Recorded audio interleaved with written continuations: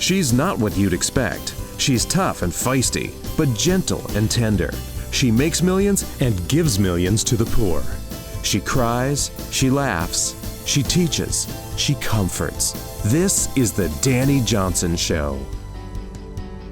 And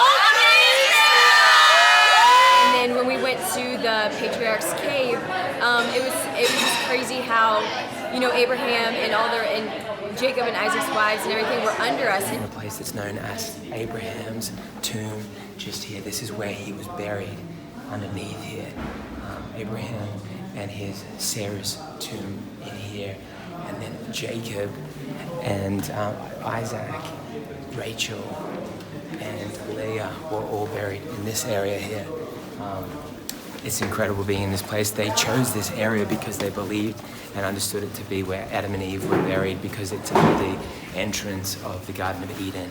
So this is just an incredible place to be with a lot of history. Laura, are you enjoying it? Yes, very beautiful.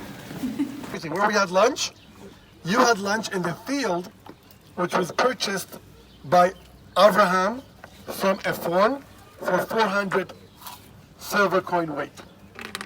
When was that? 3,700 years ago.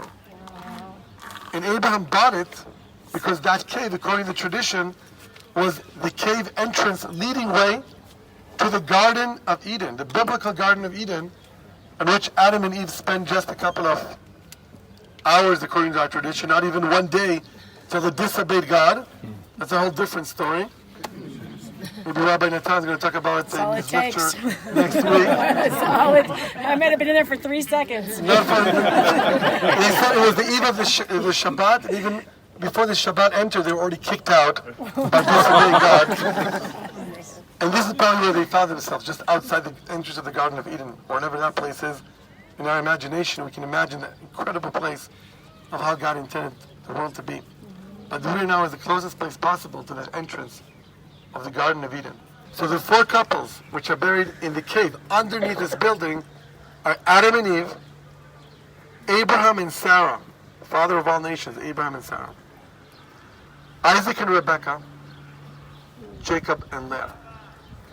We're going to go into the building now. As soon as I started coming up the stairs up here, I don't know if you can feel it or not, but the Holy Spirit is really strong in here. And why? And it's so powerful. Do you know what goes on in here all day, every day? Prayers. Prayers by who? The seed of Abraham. The seed of Abraham calling on the name of their God by way of, hey, you are the God of Israel. You are and who's Israel? It was Jacob. His name was changed to Israel. Right? So this is such a trip to go, the God of Abraham, the God of Isaac, the God of Jacob, whose name is Israel, the God of Moses. Come on, give me the names. The God of Zechariah, the God of Amos, the God of David, Daniel, Yirmiyahu, Eliyahu, Elisha. Those are the Hebrew names for Elijah and Elisha. Terrible translation between those two. Right. Terrible translation between those two. Yes, Hebrew is awesome. Okay, so I want you to do that. Okay, and I feel like it's really important because I'm getting questions, and I don't want to answer the questions for you. So you guys are watching several different types of Jews who are walking through this place right now. Okay, some are praying, and the men and the women are separated. And the reason why they are separated? Well, we want to keep it with modesty, we want to keep it to ourselves, and we want to keep it with our eyes and our minds set on our prayers to our Father without any kind of distractions. And what else? Women. Yes. But you told me originally is the women's beauty will be a distraction to us. That's what I said. It isn't because the women are lesser than. Oh, it's for because. Sure. That's what I said. We don't want the distraction of the woman when we pray to distract. By the way, it's not the other way around. There's no problem with women being distracted by men. You should know that, really.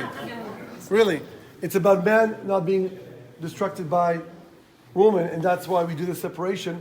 But again, for what we're concerned in this place, take a couple of moments to yourselves. Yes. You can go anywhere in the cave, around over the cave. The whole building is called the cave, even though the physical cave is below us, as I explained.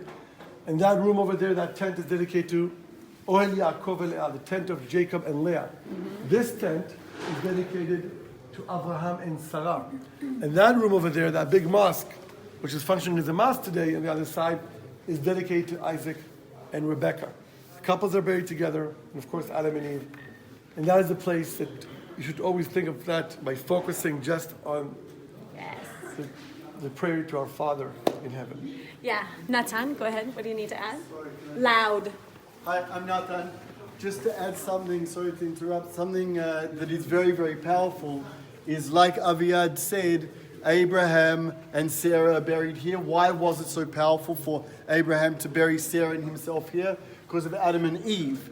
But what's the connection? Why is that so important that he would pay so much money to be buried at the same place as Adam and Eve? It's because Adam and Eve made a major mistake. From the time of Adam and Eve, there was mistrust between husband and wife. Right? The first man and woman learned to mistrust each other. 10 generations from Adam to Noah, 10 generations from Noah to Abraham, 20 generations. Look through the Bible. You will see nothing but a passive wife. You will see no opinion from a wife. Why? They weren't allowed to. They mucked it all up from Eve. When Sarah comes to Abraham and says, listen to everything your wife says, it's not just for that situation. It is undoing 20 generations of hurt and mistrust between husband and wife. So it's even more powerful that Abraham and Sarah are buried here because they're closing off the cycle and they're saying no longer will husband and wife be like Adam and Eve. We are buried on top of the Adam and Eve. This is the relationship we now have. Not that, but trust and love and building together rather than mistrust. And then the patriarch's path, it was just so gorgeous. The views were amazing, and it was just crazy walking on the footsteps where Abraham and Isaac walked. Where are we? Where are we? Yeah. First of all, we are home. Yes. I hope you all feel that. Yes. We're home. We're in the homeland. We're in the promised land. For me personally, it's really our home. Our home is like right up there on that hill. We'll talk to you more a little bit later about what we're going through right now and everything in our homes. And nothing comes easy here in Israel, but we are here to stay. Amen. On these holy hills of Judea. Amen. And now in the next 45 minutes or so, we'll get a sense of where we are, because so much of our shared history as believers happened here in these valleys and these paths. One of the reasons we stopped right by here, you're leaning on a stone over there, which has a significance because I know if you noticed, but when we unloaded the buses and we started to walk, maybe some of you have seen signs where it says the path of the patriarchs route, right? It's very easy to come in modern day Israel just to put a sign and to decide, well, the patriarchs walked on this path. That's how we chose. This one, not that one, not that one, this one. But the question we have to ask ourselves, how do we know that this path, the one we're actually walking on now, we already did about 20% of it, okay? And we'll continue through where the ATVs are and further down up north towards Jerusalem, walking on the path of the patriarchs. How do we know that this was the actual path? The path that Abraham walked together with Isaac and with his servants on the way, because they left Hebron, they left Beersheba, they went through Hebron, and then they went to Jerusalem, to Moriah, which we'll see Friday morning, overlook Mount Moriah, and read that passage. How do we know that he walked there? How do we know that Jacob walked here, going from Jabbok, where he fought the angel, where he was named Israel, and Peniel, receiving the name, you're no longer be named Jacob, you're going to be named Israel, because you fought with people and God prevailed. Yeah. Israel loses his wife, his beloved wife Rachel, further up this path near Bethlehem.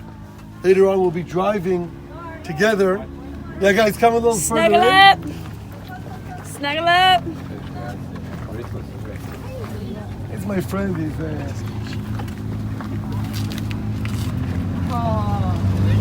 Shalom.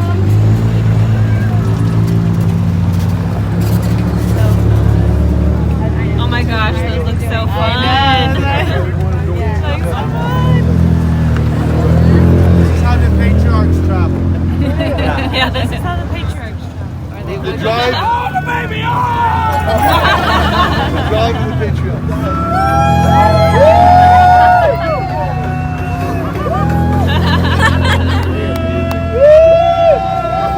There you go, Danny. Just hop on that. And here comes Abraham. Aryeh. After the drive of the patriarchs here, the ATVs went through. I mean, Abraham didn't imagine that thousands of years later, his offspring will be cruising through and Mavericks on the path of the patriarchs. But that happened. As we came back here, we're keeping our oath to this place. So the question is, how do we know this is it? It's very easy to just come and say this is it, right? Well, we found something incredible here. The stone that some of you are leaning on right now, you see it? Yep. It's a Roman, you know what we call it? A Roman milestone. You probably use this word in your life many times. A milestone. A significant event that happened in your life. When you got married, when you have your firstborn, a certain event, that's a milestone. We just use it in English. But the actual name milestone were physical stones with a mile marker on it. In this case, the mile marker we had on this one was X22, which is Roman number for 12. X is 10, 22. And we are exactly 12 miles distance from the holy city of Jerusalem. We're 12 miles away. Amen. And the next milestone up the road was marked with X1, 11 miles. And so was the next. 3 were found here. So these are milestones. And that's how we know that at least in the Roman time, in the days of Jesus, this road was the famous path where our ancient patriarchs walked with their offerings, with the tithe. By the way, Dani, someone asked me before, how did they carry the tithe into the temple? I said, well, the tithe was walking. In most cases. So the fruit and vegetables and everything. But the tithe was walking until it got to its destination, to its temple, to the temple. So it was walking down this path up to Jerusalem. And we assume and we know. Yeah, they loaded them up, the donkeys at least and everything. And imagine, guys, try to imagine how this road, which was used at least the time that we know was used by our patriarchs in the second temple time period, was also the most logical road to go without cutting through the valleys and the hills, along keeping a certain height, a certain line, all the way up to Jerusalem. So that's a traditional road. And the inevitable question you can ask me, and you'll ask me that probably, is, okay, this is the road from the Roman time, Roman milestones. How do we know this was used by Jews in the Roman time? That's a good question, right? Because otherwise you could just come and say, okay, these are the Roman things to mark the roads, a Roman milestone, but how do we know this was used by Jews? And this will answer in a couple of minutes. Yes. In our next stop, just around the corner over there. It'll take us a couple of minutes to get there.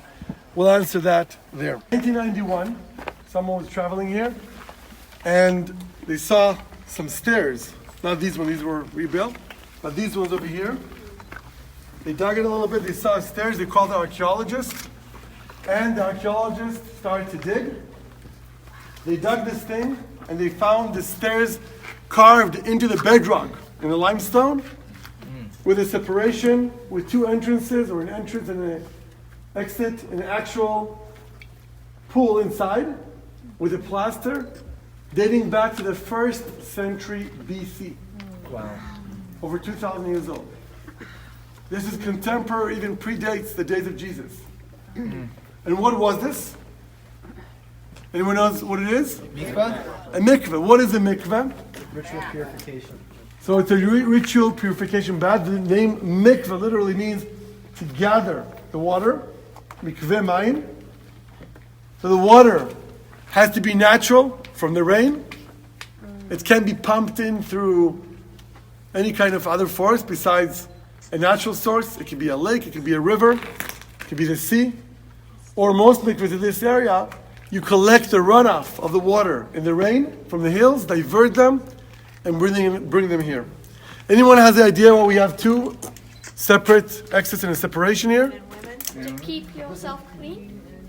Oh, clean. Men and women, by the way, is usually the wrong answer. What did you say? To keep yourself clean. Which means what? To keep yourself pure. Yeah, but why is there a separation between who? The dirty and then the clean. I would say the pure and impure, but yes, exactly.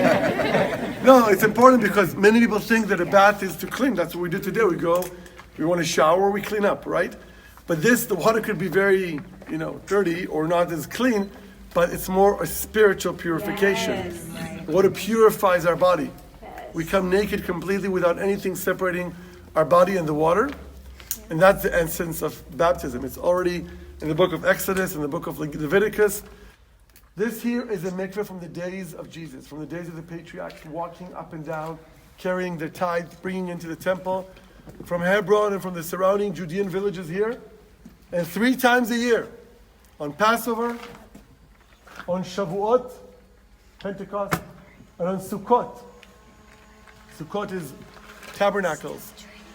All the Jews had to come from Galilee, from the southern hills of Judea, from the coastline, from all over, and all come and gather where?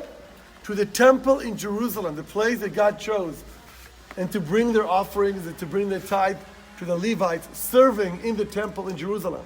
What we saw is a small temple, a local temple in Arad, which the Levites served there. But the main one, the headquarters of this entire operation, with thousands of Levites, thousands of Kohanim, served in Jerusalem. And all of these people walking through and dipping here on the way to Jerusalem, they had to dip here to purify themselves, to be pure. And their next destination, less than 12 miles from here, was the temple in Jerusalem. Now, when you come to this mikveh, again, this is a recent discovery, 1991. When you think of it, this is a mikveh that we cannot rule out that even Jesus maybe was familiar with this mikveh and walking along this path. Because where was Jesus born? In a town which is 3 miles from here. 3 miles aerial distance from here. Northeast is Bethlehem, the outskirts of Bethlehem. 4.5 miles is the distance of the nativity, the actual cave where Jesus was born in the barn, outside the city back then. So Jesus was familiar with his fields and with his paths. And we cannot rule out that maybe potentially Jesus dipped in this mikveh. I can't say for sure that he did because we don't know of it, but this was his neighborhood.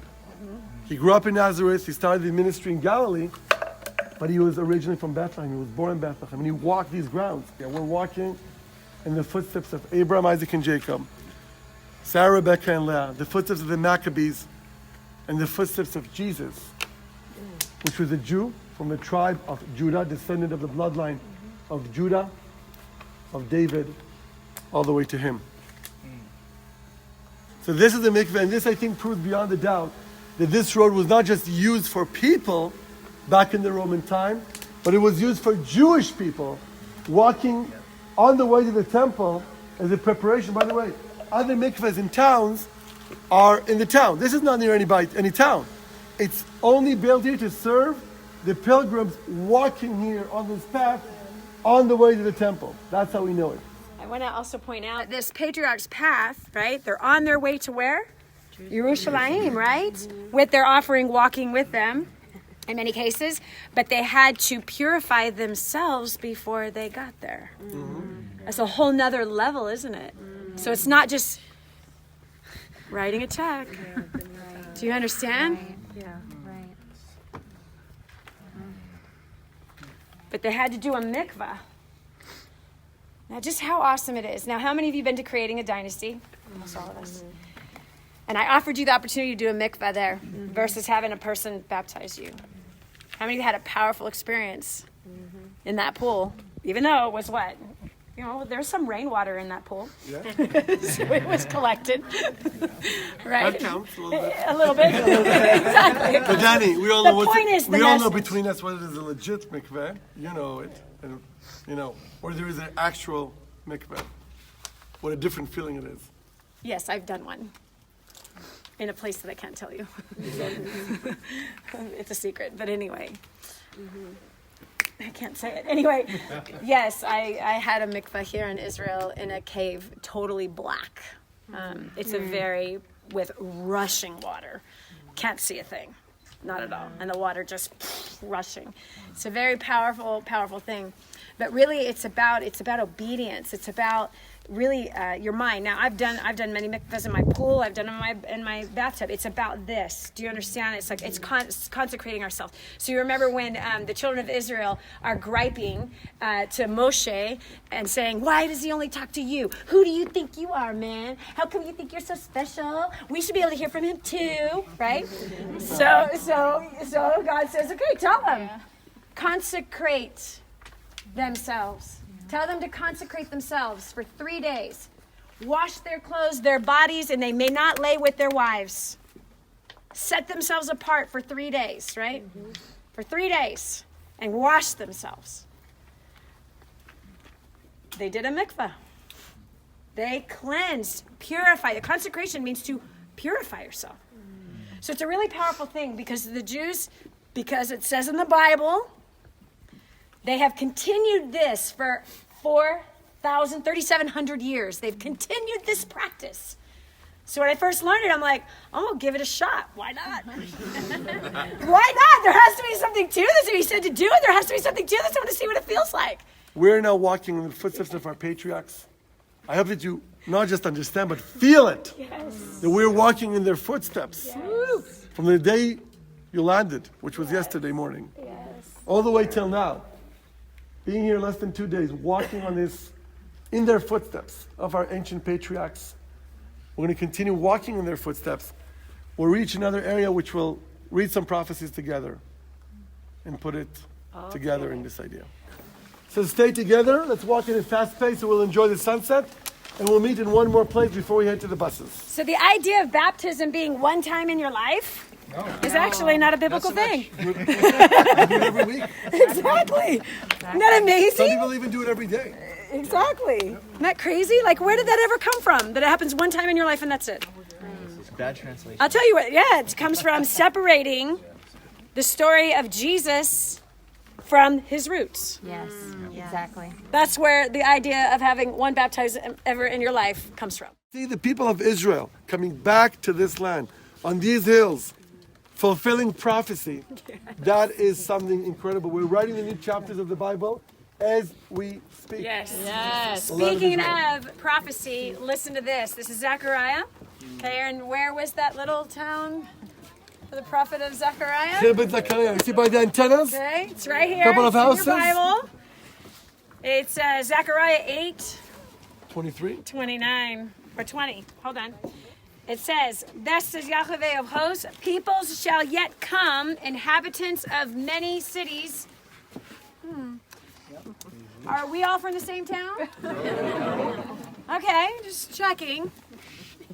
"And the inhabitants of the one go to another, saying, Let us earnestly go and pray before Yahweh and seek Yahweh of hosts. I myself am going. And many peoples and strong nations." Anybody here come from strong nations? Yes. "Shall come and seek Yahweh of hosts in Yerushalayim and to pray before Yahweh. Amen. Thus says Yahweh of hosts, in those days, 10 men, 10 get over here. 10 men, 10 men. Very good. Thus says Yahweh of hosts, in those days, 10 men. Natan, where are you? Natan. 10 men will take hold. Amen. Yes, they shall take hold of the edge of the garment of a man, a Yehudi. Get in here. Even though you're a Levite. 10 men shall take hold the hem of the garment of a Yehudi, saying, Let us go with you, for we have heard that Elohim is with you. He is with you. He is with you. He is with you. Yes. Let's pray for these guys. Yes. We bless them. We bless them. We bless them. Isaac and Jacob. Father, as they are your seed, we thank you that you fulfill prophecy. We thank you that today we have walked through the fulfillment of prophecy, even standing here with them, that we're all from strong nations, that we have grabbed the hem of their garments and said, let's go with you, because your God is with you, and we want to be a part of that. Thank you, Father, that you made a way possible for us to be able to come to this place to see the work of your hand, that you're not just some story, but you are real, man. You are so real.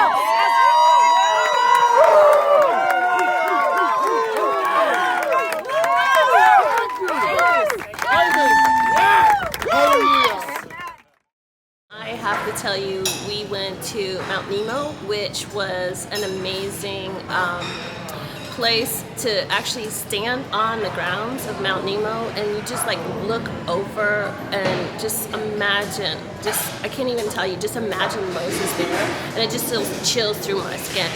I mean, it was such a just moving place, and the information that we had there was just priceless, and just to know that Moses had gotten there and just he saw what he could see and see the promised land, and then he knew that he couldn't go. I mean, I can't even imagine how that feels, just to know that you can't go, but then he has a peace.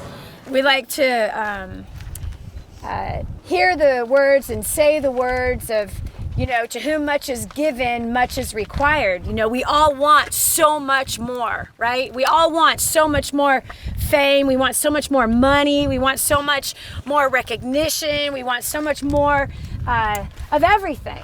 And yet we don't want the responsibility of it. And this story of Moshe, I mean, think about it, man. Connected. For all those years, dealing with the complaints of the children of Israel, so many times where he's wanting to throw in the towel, so many times at a mutiny that rose up against him, his own family, his own family, not only his tribesmen, but his brother and his sister, right? The disappointments of going up, up on top of the Mount Sinai, collecting the tablets, and coming down and seeing his own brother, who God told his brother himself, go and meet Moshe. He can't talk, so you're going to speak for him. Aaron, who watched all of the miracles with his own eyes, the parting of the Red Sea, right? The Pharaoh's army dying, the 10 plagues, he watched all of that. So here, could you imagine that disappointment? The disappointment as someone who didn't even want to do it. He did not even want to do it. Do you hear what I'm saying? When God spoke to him in the burning bush, he's like, dude, not me. I can't talk. Hello, I'm a little retarded. I'm not qualified. Not only that, I murdered someone back home. This isn't going to work out too good for me. They don't like me. Pharaoh doesn't like me. Give me a break. Really? I got better things to do. I got a wife. I've got some kids. I'm good. Got a good life. I like my father-in-law. I'm safe out here. I don't need to go back to that big city. I don't need to go back to that place. Look at all that he put up with. The ones that didn't believe God, even after everything they saw, his own family, Miriam, who speaks against him, and again, this is what I see in the leadership of Moshe that is so powerful. Again and again and again, asking God to forgive them, asking him, take my life, not theirs. Like, what? I want that to challenge your leadership as husbands, as wives, as daughters of the King of the universe. I want that to challenge you in what it is that you're asking for, what you're striving for, what you're wanting. Because here's the facts. At the end of the day, the thing that he was leading the people to, he couldn't even walk in. He could only see with his own eyes. We quit so easy on our relationships. We quit so easy on the concept and the law of forgiveness. We quit so easy when things get hard. We don't even know what hard is. Look behind me. That is hard. Nothing grows there. Could you imagine looking going, oh, Lord, this is the promised land? Think about it. And you guys are here at a really beautiful time. I mean, you can actually see some green growing on the desert down there. right? You just came from beautiful, lush area, right? But think about it. It's like, okay, we're going to a desert. This is the promised land. We left leeks and fish for this. I mean, just grab the concept of it. And 2 million people complaining. Your own cousins whining. Your own cousins having a mutiny against you. Drawing a line in the sand saying, okay, if you're with him, you go there. If you're with me, you come here. And watching the earth open up and swallow people. All the death that they saw out here. Just, our hardships are nowhere near the kind of hardships that he suffered through. I don't know about you, but I have complained about too many things in my life, and I've given up too many times in my life. And so not worthy that why are we standing in the promised land and he couldn't? Think about that. That he couldn't. But God has allowed us. God has allowed us to stand in the promised land, but not Moses. To ask yourself, man, who am I? Who am I that he would allow me to stand right here? And who are we that we would have it written to be able to read it? This did not exist in that time. For 1,000 years, it was just spoken. Story from generation to generation to generation to generation. We live in a time. We live in a generation of the fulfillment of prophecy. We live in a time where we get to read all of this and learn from it. This isn't here to beat us up. This is here to guide us, to direct us, to cause us to look inside of our own hearts and say, hey, where is there a wicked way in me? Think about that for a minute. Think about what we've complained about and think about what it is that we ask for. We want more. We're not willing to pay the price for it. That has to stop. And it has to stop here. Let your eyes soak in what you are looking at. Let your eyes and your heart soak in the history. And stop using this as a crutch and stop using it as a tool to hurt somebody or turning it into a weapon. This is a guide for us. Amen. And everything that you've had the chance to learn all your life is not supposed to be a crutch or a weapon. It is supposed to be a tool that guides us into all righteousness. Amen. That guides us into humility, to be honest with you. At the end of the day, that's what this entire book is about. Is the choice of humility. Not, well, I'm this way because it's nonsense. It's nonsense. Are we going to choose humility today? Or are we going to choose arrogance today? So be careful of what it is that you think you want or you think you deserve or you think that you're entitled to. Amen. Because there's a price to pay for it. There's a price to pay for it. Do you really want it? And are you willing to pay the price? And the bottom line is this: humility or arrogance. I had the chance to take Senator Cory Booker from New Jersey, and I took him out to that mountaintop over there. At night, we were sitting there having a bonfire. I was reading from scripture just like I did with you. And he, back then he was the mayor of New Jersey, as a proud Afro-American, said, brother, you don't know what this means to me. These words of Mount Nebo. It reminds me the last speech of Martin Luther King. And that week, that portion of the week of Shabbat that we're reading in the synagogue was a portion of the story of Joseph and the brothers. And he said, if you go to the Lorraine Hotel today, anyone been there, saw the monument there? Next time you're there, go and see what it says there. The quote they chose to put in the monument of King's assassination, it says, behold, here comes the dreamer, let us slay him and see what will become with his dreams. Just like their brothers did with Joseph. But God had a divine plan. Yes. The people of Israel went and Joseph saved them. When King was giving that speech as a believer, standing there, he probably felt what's coming, because hours later he was murdered. And he said, I've been to the mountaintop, and I've looked over, and I've seen the promised land. Amen. I may not get there with you personally, like Moses, but we as a people, just like the Israelites, will get to the promised land. Amen. Amen. And look at this, 50 years later, where we are today, and King's vision for is far surpassed. And look at that comparison. Yes. So next time you think of Mount Nebo and these words, that's Mount Nebo right over there. That is the mountain where Moses stood. And I always say when we're here, how lucky, how privileged we are to be standing right over here. And even Moses, the greatest prophet that spoke to God face to face, not have the chance to stand on the other side of the River Jordan. He did not cross in with his people.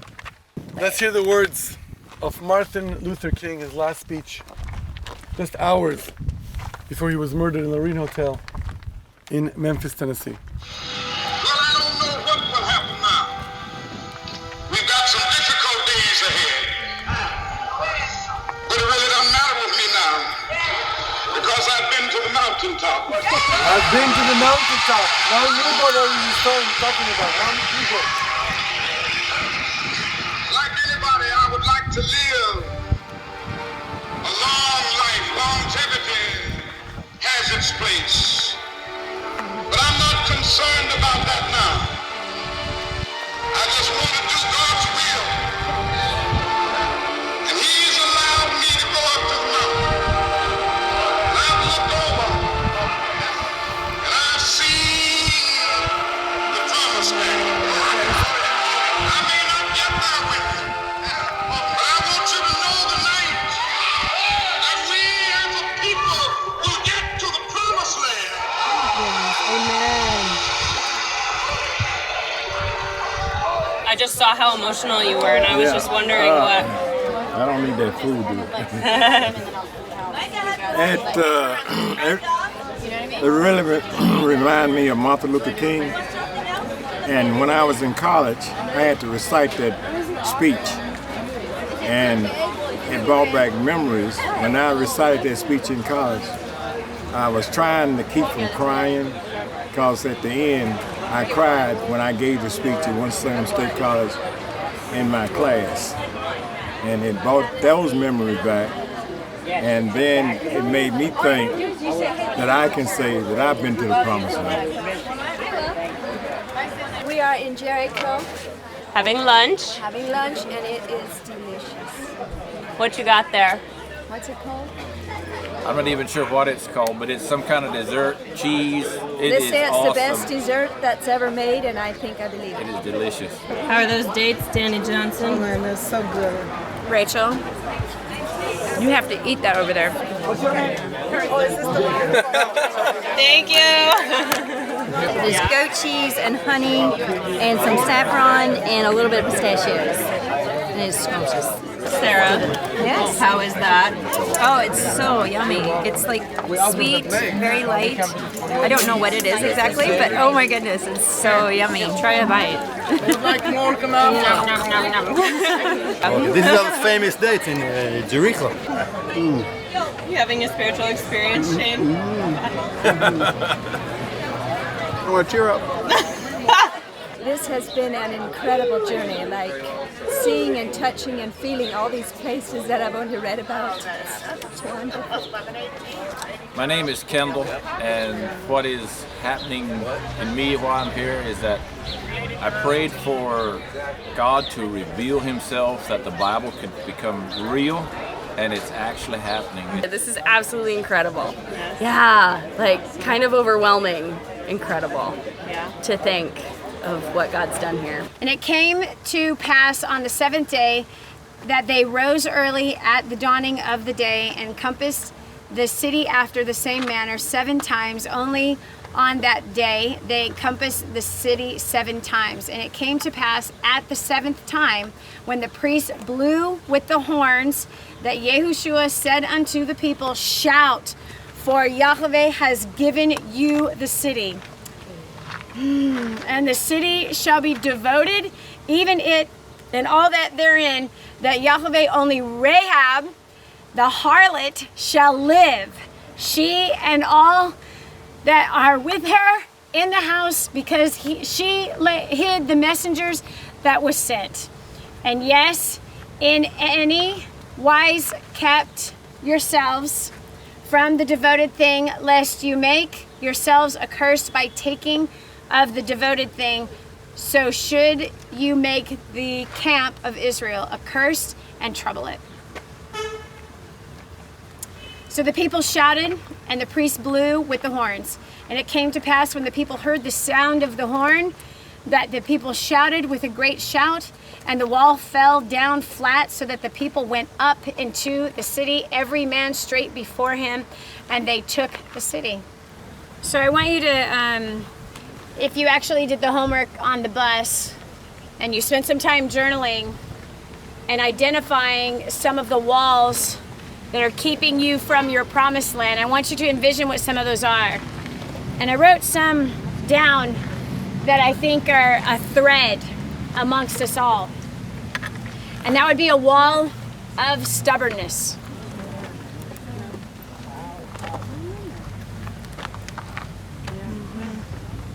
It's a wall of stubbornness. If you have a stiff neck, it can be broken. But if you're flexible, you can go with the wind of God, whichever direction it is that He's blowing.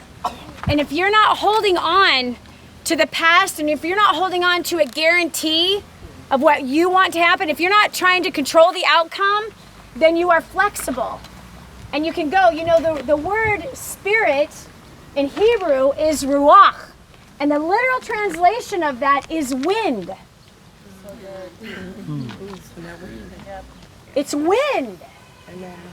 Isn't that interesting? It's wind. And if we're stubborn, arrogant, stiff-necked, the fruit of that is trying to find a guarantee to hold on to an outcome, trying to control an outcome. We do it as parents. We do it as spouses. We do it as business people. We do it as citizens of our own cities and nations. That we want people to act a certain way. We want them to do what we want them to do. We want them, in my case, I don't want anyone to hurt each other. People just act right, be nice to each other. But then I can turn around and not act right. So what's the answer? Humility. We are all going to screw up for the rest of our lives. We are. For the rest of our lives. That's what we know is ahead of us. But the difference between those who are believers and those who are not is that the believers, the true believers in the Most High God, that when they screw up, and whether it has to be brought to their attention by somebody else, or God somehow plants it on your heart and convicts you, He does it both ways, you know. He does it both ways. Where someone will say something and then that sets a burr under your saddle of your heart. It bothers you, frustrates you, gnaws at you, nags at you. That's the Holy Spirit saying, let go.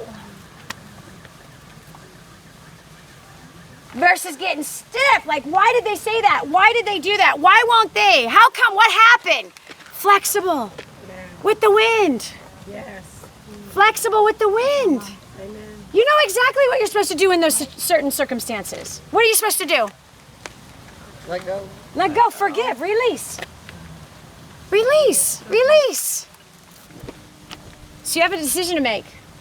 Stubbornness or humility. Flowing with the wind of our God. Amen. Will we be a true believer who owns our mistakes? Owns it. I'm sorry. I allowed something to hurt me. I'm sorry I took offense. I'm sorry I held on to bitterness. I'm sorry I've judged. I'm sorry I've hated. Guys, we are in the land of Israel, standing before the God of Israel. Amen. This is a time to take care of business, man. Yes.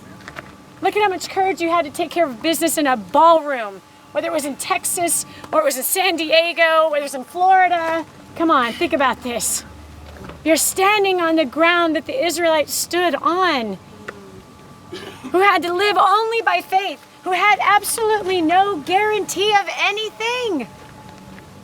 And yet we've been fished this lie that somehow we need a guarantee in order to secure our future. Their only security for their future was who? The all-sufficient one, El Shaddai. The all-sufficient one. As we blow these, I want you to picture right now, what's your wall? What are the walls? What is the fortified city? I want to tell you something. In the Bible, it talks about a citadel, which is basically what Jericho was, right? It had a citadel around it. That is what we put our hope and trust in. You see, Jericho put their hope and trust into their wall. Exactly. This is the wall that will protect our city. You have a wall in your mind and in your heart, your soul, that you put your trust in. No mo, Joe. A sucker has to come down. And all you have to do is agree, okay, God, you brought me here to Jericho to show me with my own eyes the very walls that you tore down of an entire fortified city that was strong. And you tore them all down. You brought me here as your son, as your daughter, to show me with my physical eyes those. You know how many millions of people have never seen this? Chances are your pastor has never seen this. But God chose you.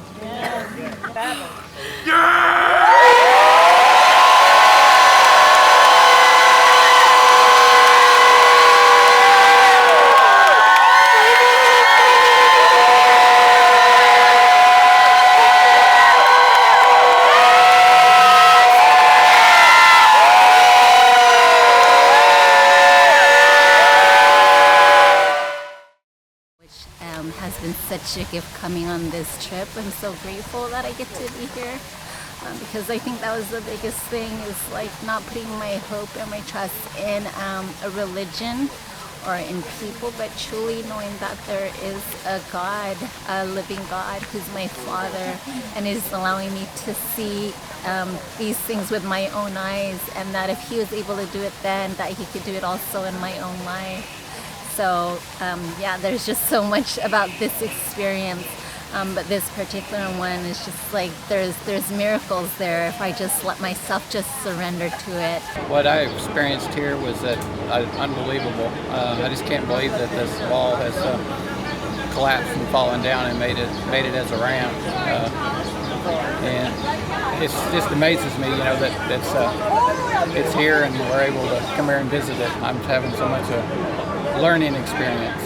Just to apply it to your own life, to real life, how we build up walls ourselves based on our past or our experiences.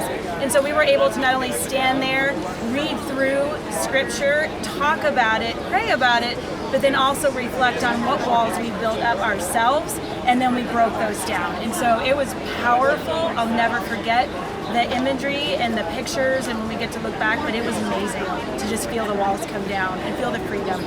And I think just like if you think about the Bible, it's like a book, you know what I mean? You're reading all this text, there's no pictures. And for us people that learn visually, to actually now read it and remember these places. So I touched the sand, I felt the air, I seen those places, I took a rock. It's awesome. So I think it all comes to life as you're walking down these paths. So I would recommend anyone to come down. It's whatever you need to do to make it, whatever you need to pay, save, you know, work extra hours, start a business, do it. And then going ahead and proceeding to Shiloh. Oh my gosh, I can't even tell you, that's such a beautiful place out there. So here Hannah is being totally provoked by the second wife, who's a wench. Moreover, her rival also provoked her greatly to make her irritable because Yahweh had shut up her womb. So it's like, I got kids. You don't. You're obviously the problem. By the way, just like Hagar. Just like Hagar. Just like Hagar. Just like Hagar. Yep, just like Hagar. So the first prayer in 1 Samuel chapter 1 says, "And she made a vow and said, O Yahweh of hosts, if you would indeed look on the affliction of your female servant and remember me and not forget your female servant, but shall give your female servant a male child, then I will give him to Yahweh all the days of his life, and let no razor come upon his head." Whew. You give me a kid, I'll give it back to you. Like, That's intense. And then she honored it, right? That's crazy. Now here's what's so interesting. Who was she? She's just a random woman. She's just a random woman. So what we see in this is that she's a random woman. She was a barren woman, which in some could even perceive as cursed, because she can't produce. Right. So cursed, not set apart, not feeling good about myself. She's just a random woman who's barren. And God answers her prayer and notes it in the Bible on purpose. Just a random person. I don't know about you, but I've spent a lot of time in that book just going, okay, well, that's because they're special. Right? You think everybody else is more special than you. Even though the book is filled with what? We just came back from the place where the prostitute was. Do you understand? Who, by the way, is the genealogy of Jesus. Right. She's the genealogy of Jesus. A prostitute. Okay, I just want to, you don't have to tell me if you're a prostitute. Okay, but I know I was this close to becoming one. Okay, I was this close to becoming one. So, if he used Rahab to bring Jesus, to make history, and then here's a barren woman who's being provoked by this other broad that she now is sharing her husband with. Bad idea. Not recommended. Like, did anyone not learn from Hagar? Did anyone not learn from all the times this has happened? No. Never learns. So listen to me. I have seen this my entire walk with God. And I was one who used to do it. I used to try to find the most holy and anointed person. Will you pray for me? That somebody that was behind the pulpit, that somebody that had some kind of powerful influence, that somehow the Spirit of the living God was stronger in them than it was in me. And I used to think that if only they could touch me, come to me, pick me, please. As the propheliers were prophesying.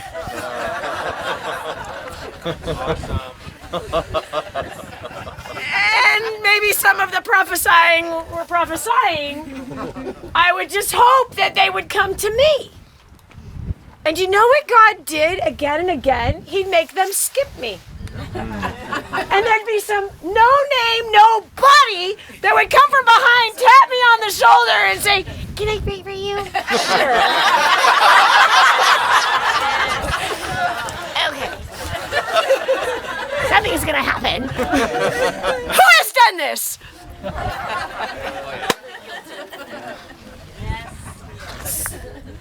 So it's, if you know, and we think, I'm that woman with the issue of blood. If I could only touch the hem of his garment, then I'll be healed.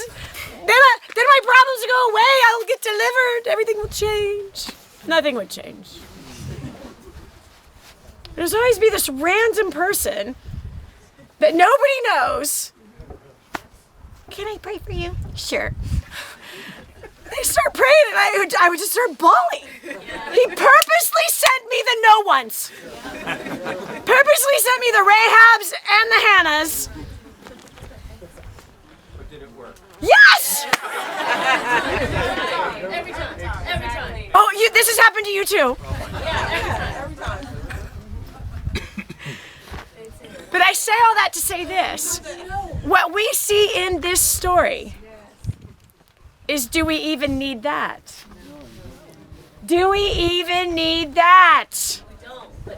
Do we even need that? No. What we see is a woman who is barren. She is a random of one of 2 million people at that time, who has problems that many other people have, who marches her butt right into the tent of meeting. Right. And says, "Give me a child." So it's your turn. coming to Israel, I had this desire to really feel God. I was reading the Old Testament, it was always dry to me. And is it actually true? Yes, it's true, but I needed proof. So I had this, it felt like this thick concrete wall between me and God. And I wanted that broken. And then standing there at Jericho where the walls crumbled and broke, I made the commitment to release fear, to let it crumble, and to say, yes, Lord. And one thing that came to me as I was standing there, as the walls crumbled with the ramp going outside, that I can let God in and people in my life. And another thing that Dani mentioned to me the other day, I told her that I don't feel like God is talking to me. I can't hear him. And she pointed to the trees and told me that nature speaks to me and asked me what the olive tree is saying to me and what the flower is saying to me. And it spoke volumes. I got this warm feeling that maybe the wall is cracking just a little bit and letting God in. So as we continue through our journey here in Israel, I'm really looking forward to what God has for me and viewing God as a God of promise. God is real. And I'm almost scared to claim that, but it is true. I'm visually seeing that. I'm actually getting dust in my mouth. It is that real. I hope you have completely enjoyed today's show as we've been filming right here in Israel. And you know, every single time that we do a spiritual equipping, we get one consistent question, like, how do I hear God's voice? How do I get closer to him? How do I walk with him? And so we have put together a program it's called the Spiritual Seed Pack. And especially leading into the spiritual holidays that we're leading into right now, this is your time to be able to press your ear in. I don't know if you're in that place where you have felt like there is just a giant cement block above your head, straight up to the heavens, and you feel like your prayers are not being heard, or that you can't hear his voice, you can't connect to his presence. I promise you the Spiritual Seed Pack is going to be able to very simply lay it out for you so that you will be able to just go, oh, I get it. Because I promise you, friend, you're complicating it, and you're complicating it big time. And then there's, of course, the people who say, I heard God. In all reality, they heard their own voice. They heard their own selfish desires and their own flesh, if you will, and they've led themselves into destruction. And so if you want to bypass leading yourself to stupid places, and you also want to break that giant cement block that's between you and God, that you feel that giant, big old thing, that barrier that is hindering you from feeling him, trust me, friend, I have felt that throughout my walk with him. The Spiritual Seed Pack is going to help you tremendously. It's going to uncover the mysteries of being able to hear from him, and you are going to be so delighted, excited, and equipped to know when you hear his voice and when you're hearing your voice, and then of course the voice of the other, the enemy that you don't want to be hearing or be led by. So we've met you halfway. That is a major discounted price. Go to DaniJohnson.com/Israel 2018. Go to DaniJohnson.com/Israel 2018 to get your Spiritual Seed Pack today. If this episode was an encouragement to you, go to DaniJohnson.com and share it with your friends now. You never know who else needs to hear it. This has been the Dani Johnson Show. Join us every weekday at 7 a.m. for more insights that will help you get to the life you've always wanted.